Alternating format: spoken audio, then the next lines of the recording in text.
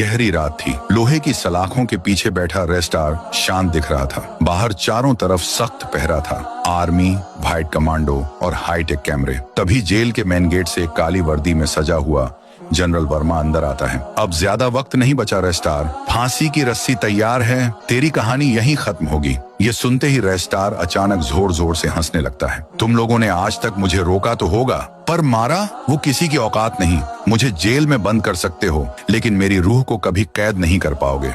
General गुस्से से तिलमिला उठता है और चिल्लाकर कहता है, इस पर 24 घंटे नजर रखो, एक भी चूक नहीं होनी चाहिए। वो गुस्से में जेल से निकल जाता है। शहर के बाहरी इलाके में एक ब्लैक स्पोर्ट्स कार तेजी से सड़कों को चीरती हुई आगे बढ़ रही है। कुछ देर बाद वो एक पुरानी बंद पड़ी फैक्ट्री के सामने रुकती है। कार से एक नकाबपोश आदमी उतरता है और फैक्ट्री के अंदर जाता है। अंदर सैकड़ों लोग हथियारों के साथ खड़े थे। सबके बीच एक ऊंची कुर्सी पर बैठा एक शख्स, शैडो किंग, अंडरवर्ल्ड का सबसे बड़ा खिलाड़ी। नकाबपोश आदमी जाकर उससे कुछ कहता है और शैडो किंग की आंखों में एक रहस्यमयी चमक आ जाती है। कोई बड़ी साजिश पनप रही थी। रात का वक्त, जेल के चारों ओर सबसे खतरनाक सिक्योरिटी तैनात है। तभी अचानक आसमान से मिसाइलें बरसने लगती हैं। धमाकों की गूंज से पूरा जेल हिल उठता है। उसी अफरा तफरी में वही ब्लैक कार अंदर घुसती है, रेस्टार की सेल तोड़ती है और उसे निकाल कर ले जाती है। कुछ ही मिनटों में कार अंधेरे में गायब हो जाती है। सुबह जब जनरल वर्मा जेल पहुंचता है,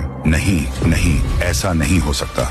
राइस्टार को कोई यहाँ से नहीं निकाल सकता था। दूसरे दिन राइस्टार अपने पुराने अड्डे पर बैठा था। उसके सामने वही ब्लैक कार खड़ी थी और उसके पास खड़ा वो नकाबपोश आदमी, जो कोई और नहीं उसका सगा भाई था, आर्यन, जो बचपन से ही अंडरवर्ल्ड में माहिर हो चुका था। अब वक्त आ गया है भाई, जिसने तुझे जेल में डाला उसकी दुनिया उलट देंगे। शहर की हर दीवार, हर गली में रेस्टार के पोस्टर लगे हुए हैं। Wanted criminal. 1 महीना पहले रेस्टार अपने घर लौट रहा था। रात का वक्त था। वो अपनी बाइक पर सुनसान रास्ते से जा रहा था। तभी उसकी नजर पड़ी एक पुरानी सरकारी बिल्डिंग के अंदर कुछ हथियारों की डील चल रही थी।